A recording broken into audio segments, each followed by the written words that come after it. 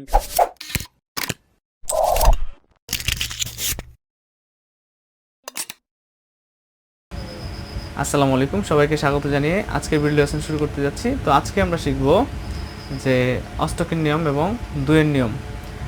তো পরমাণুর অষ্টকের নিয়ম এবং দুইয়ের নিয়ম সম্পর্কে বলার আগে আমি কিছু কথা বলতে চাই যে সবাইকে ইলেকট্রন বিন্যাস সম্পর্কে একটু ভালো আইডিয়া থাকা লাগবে এবং নিষ্ক্রিয় মৌলগুলো যেগুলো রয়েছে তাদের ইলেকট্রন বিন্যাস সম্পর্কে একটু আইডিয়া থাকা লাগবে। তো প্রথমত অষ্টকের নিয়ম সম্পর্কে বলি যে অষ্টকের নিয়মটা হচ্ছে যে কোনো একটা পরমাণু তার সর্বশেষ শক্তি স্তরে 8টি ইলেকট্রন ধারণের যে প্রবণতা দেখায় আর কি। বিশেষ করে যে তার পার্শ্ববর্তী যে নিষ্ক্রিয় গ্যাস রয়েছে বা মৌল রয়েছে তার স্ট্রাকচারটা বা ইলেকট্রন বিন্যাসটা সে লাভ করতে চায় বা ধারণ করতে চায়, এটাই মূলত অষ্টকের নিয়ম। তো আমরা এখানে কয়েকটা উদাহরণ দিয়ে দেখব যে যৌগ গঠন করার সময় পরমাণুসমূহ বা কোনো একটা মৌলের পরমাণু অন্য পরমাণুর সাথে ইলেকট্রন শেয়ার করে বা ইলেকট্রন আদান প্রদান করে কিন্তু তাদের যে কি বলে অষ্টকের যে নিয়মটা বা স্থিতিশীলতা অর্জন করতে চায়, অর্থাৎ নিষ্ক্রিয় মৌলের যে কাঠামো সেটা ধারণ করতে চায়। তো আমি কয়েকটা উদাহরণ এখানে দেখাচ্ছি। তো এখানে প্রথমে যেটা রয়েছে হাইড্রোজেন ফ্লোরাইড। তো হাইড্রোজেন ফ্লোরাইডে আমি যদি ডায়াগ্রামটা এঁকে দেখি তাহলে কেমন দেখাবে। তো ফ্লোরিনের ইলেকট্রন সংখ্যা হচ্ছে 9।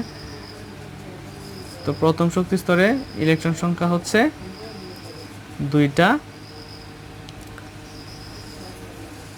তারপরেরটাতে হবে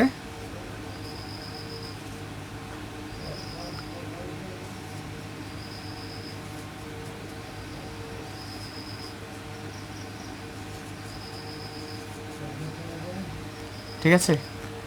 তো এটা হচ্ছে ফ্লোরিনের যে ডায়াগ্রাম। প্রথম শক্তি স্তরে 2টা ইলেকট্রন, তারপরে হচ্ছে 7টা, 2টা আর 7টা হচ্ছে 9টা। তো হাইড্রোজেন কি করবে, এই ফ্লোরিনকে একটা ইলেকট্রন হাইড্রোজেন ফ্লোরিনের সাথে একটা ইলেকট্রন শেয়ার করবে, করে সে আসলে যৌগটা গঠন করবে। তো এটা হচ্ছে হাইড্রোজেন ফ্লোরাইডের একটি ডায়াগ্রাম। তারপরে আমরা বেরিলিয়াম ক্লোরাইড ডাইক্লোরাইডের ডায়াগ্রামটা দেখে ফেলি। তো এখানে কেন্দ্রীয় পরমাণু হিসেবে বেরিলিয়াম থাকবে। তো বেরিলিয়ামের ইলেকট্রন সংখ্যা হচ্ছে 4টি।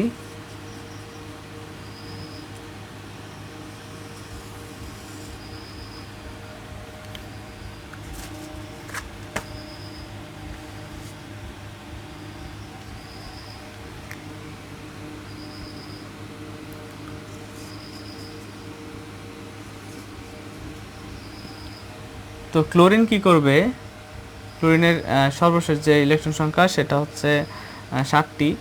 তো ক্লোরিন এর সাথে এসে ইলেকট্রন শেয়ার করবে, ভাগাভাগি করবে এইভাবে।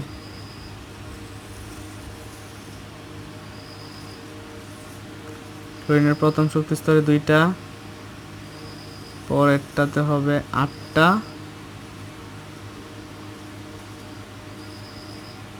এবং সবার শেষেরটাতে হবে 7টা। এই যে এখানে সে একটা ইলেকট্রন ভাগাভাগি করবে। তো এই পাশেও সেম ঘটনা ঘটবে।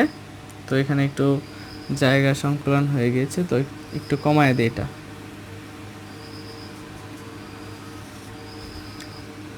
তারপরে এখানে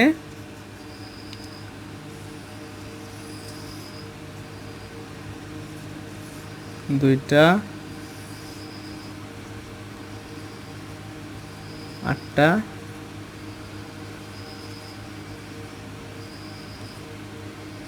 7টা, 8টা।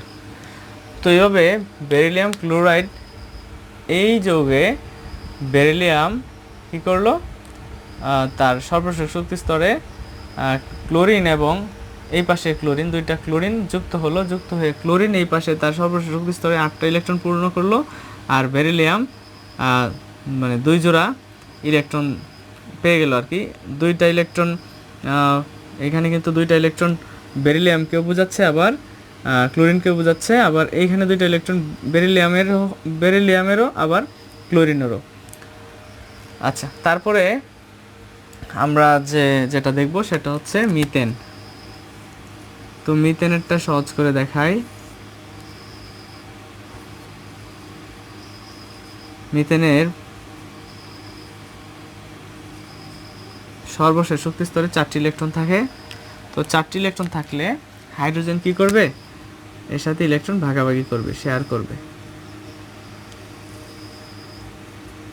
কারণ হাইড্রোজেনের একটি ইলেকট্রনই থাকে, এভাবে শেয়ার করবে।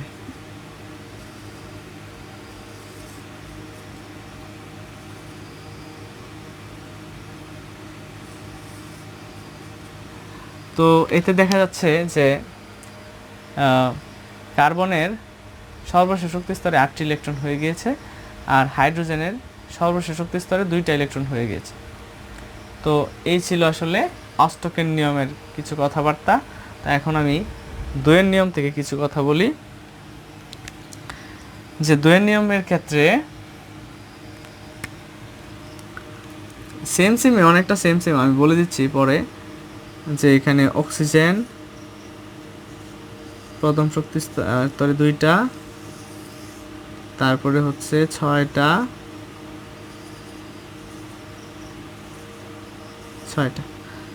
তো এখানে হাইড্রোজেন কি করে, শেয়ার করে ইলেকট্রন। এটা হাইড্রোজেন, এখানে একটা হাইড্রোজেন। আর এখানে হিলিয়ামের বেলায় তার ইলেকট্রন সংখ্যাই মূলত কয়টা, 2টা। তাহলে তার সর্বশেষ শক্তি স্তরে 1 জোড়া ইলেকট্রনই থাকে। তো আমি এখন সহজ করে বলার জন্য যে এইখানে অষ্টক নিয়মটাও আছে, আবার এখানে অষ্টক নিয়মটাও আছে, আবার এখানে দুয়ের নিয়মটাও আছে, এখানে দুয়ের নিয়মটাও কিন্তু আছে। আমি সেটা বলি যে এখানে যখন হাইড্রোজেন ইলেকট্রন দিল, হাইড্রোজেনের 2টা ইলেকট্রন পূর্ণ হলো, আর এই পাশে ফ্লোরিনেরও কয়টা, 8টা ইলেকট্রন পূর্ণ হলো। তো এখানে 8-এর নিয়মও মানছে, আবার 2-এর নিয়মও মানছে। আবার এখানে ক্লোরিন আর এখানে ক্লোরিন বেরিলিয়ামের সাথে যখন যুক্ত হয়েছে, তো ক্লোরিনের 8টা ইলেকট্রন পূর্ণ হয়েছে, আবার এই পাশেও ক্লোরিনের 8টা ইলেকট্রন পূর্ণ হয়েছে।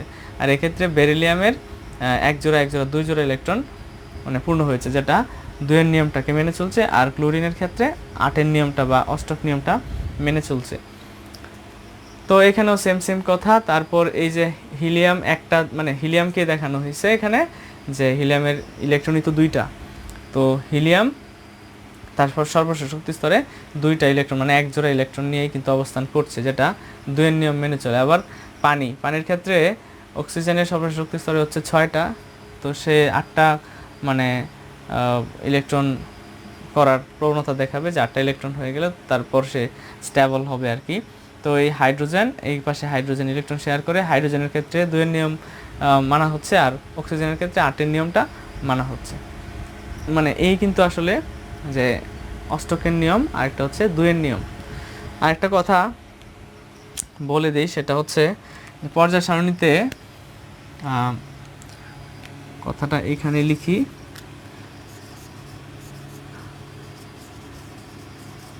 পর্যায়